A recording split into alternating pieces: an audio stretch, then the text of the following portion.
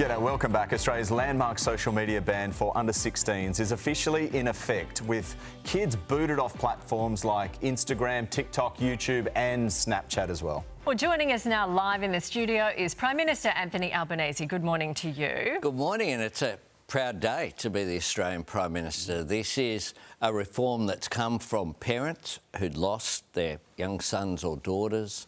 It's come from young people themselves. This is families taking back control. Parents getting more peace of mind over what their young ones are looking at, but young people as well being able to enjoy their childhood. Yeah, some kids, obviously, like you said, you know, in the last few weeks, some kids trying to get around it. What do you say to parents helping them and kids saying, I hate this, I'm never going to be able to live again? What I say is that generations have survived without being on social media before. And what we are seeing in recent times is the rise in mental health issues affecting young people. We see something like 13% of young people have been encouraged through social media to take their own lives. It has led to tragedies, but it also has in it that young people need to have this conversation. It has chemicals go off in the brain that encourage them to keep scrolling. Affects adults as well, of course. And one of the great things about this, I was asked the other day what success looks like. Success looks like having this discussion.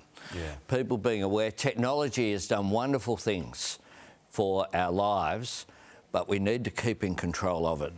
And this is families taking back control. Are you going to ban secondary platforms like Lemonade, which we're hearing? That's ByteDance, isn't it, the owners of TikTok? Yeah. The e-Safety Commissioner will keep an eye on all of these issues. We take her recommendations. We have increased funding for the e-Safety Commission, and they're doing a great job. The world is looking at this as well, and this is a global phenomenon. Malaysia begins on January 1. The European Union have already passed a resolution looking at legislation across Europe, but Denmark is leading the way there. Indonesia are making changes as well. Very large country, of course, big population to our north. New Zealand following Australia's lead. So this is world leading. There will be bumps in the road. We know that that's the case, but we encourage parents to have those conversations with their children. Teachers will be having those conversations as well. Managing it. And it's a great thing. This hasn't come from the government either. This has come from parents who've taken personal tragedies, who'd lost a son or daughter, and have channeled that trauma into not wanting other parents to go through what they've gone through. Look, somehow this has become the second biggest story in Canberra this week. Every day, Annika Wells, as you know, has been on the front page of newspapers because of her taxpayer spending, a total of $62,000 to attend 60 events since your government came to power, $4 million for MPs to follow the rules and get their families flown around the country. Is this a good use of taxpayer money? Well, this is rules that were put in place by the former government after Susan Ley had to resign as a minister after going to the Gold Coast to look at property issues came up. These are at arm's length from the government, and I think that's really important. Annika Wells has referred all of her expenditure to that independent authority to look at. That's a good thing. They'll have a look at it. I'm sure they'll look at other people's as well as it comes through. We have a different parliament today from even when I was elected. I have a caucus that's 56% female. Annika Wells gave birth to twins in office. You know, we went through, I'm the member for Greenlaw, we went through in New South Wales 83 years until 1983 electing a male, usually an Anglo-Celtic male, for every seat in every electorate, for every party across every seat in New South Wales. Now, Parliament has changed. Families are now there. There's young mums. Which is great. It's there fantastic. Are people. But you know what this phone is? This is a text line to the viewers of this show. And I can tell you what they're saying. They're not they're not gender specific. They're saying, my husband's a truck driver. He's away all the time. I don't get flown to see him. I'm a nurse with New South Wales Health. That Comcar bill for $1,000 to wait 8-10 hours, that's my weekly wage that I take home. I'm a pensioner. I can't afford heating and cooling, and I'm looking at these politicians and it's disgusting. What about the Army, the Navy and the Air Force? They all work away from home for months. Politicians are not special. This is a quote. I don't want to hear that this spending is within the rules. It's common sense. It's too much money. I understand that that's the case.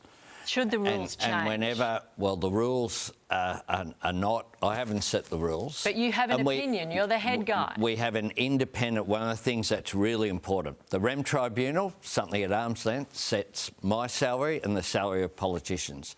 The Independent Parliamentary Expenses Authority was set up by the former government to examine things independently at arm's length. I don't want to be the arbiter of what my colleagues across the parliament, across political parties. This isn't one person. This isn't one political it's fair party. that you say that, but you were just spruiking that your government is connected to the people, and it's more diverse than it's ever been, and is more connected to socially than ever before. But this is a disconnect. People are crying out to say it's unfair. It doesn't pass the pub test. As a nation, we're in debt. We're pushing, $1 trillion in debt, and our politicians are spending this while we're saving money at home. We can't afford to buy meat. We just did a segment over there about bulk buying for Christmas. Yeah, look, I understand that perfectly, and I understand where people are coming from.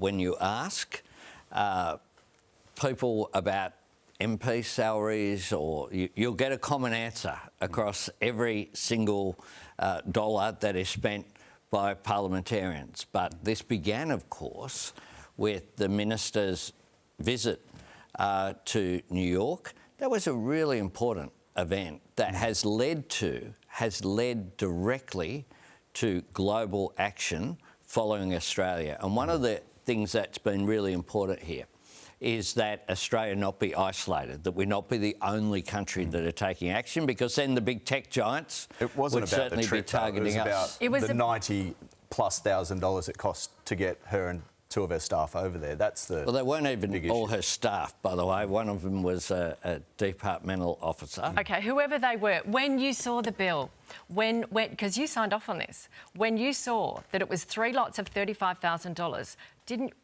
would you not think, we'll send one person, the others can fly economy? That's people's money. I understand that. And we had circumstances where Annika was going to fly with the others, with me over there. We made a decision that wasn't appropriate because of what was happening with Triple O, that she wanted to stay. She stayed and came later on. But I'll tell you what, a trip to New York for 2 days is work.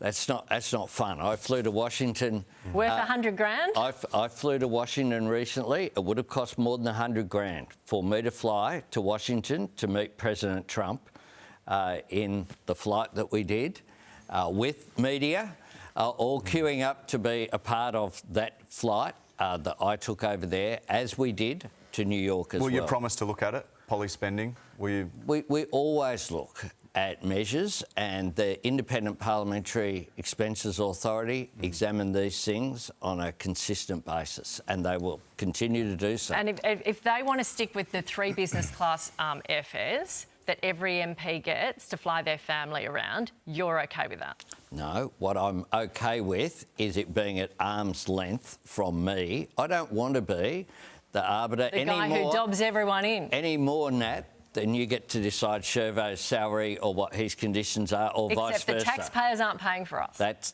the important, and that's why it's important there be an independent authority. That's why it's there.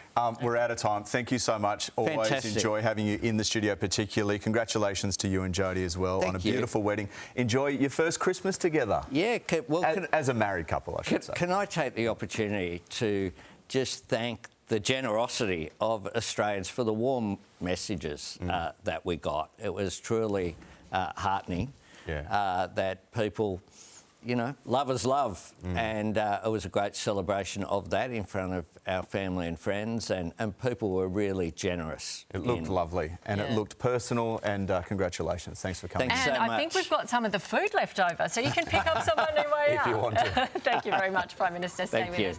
We have so much more still to come. This is Sunrise on 7 and streaming on 7 Plus.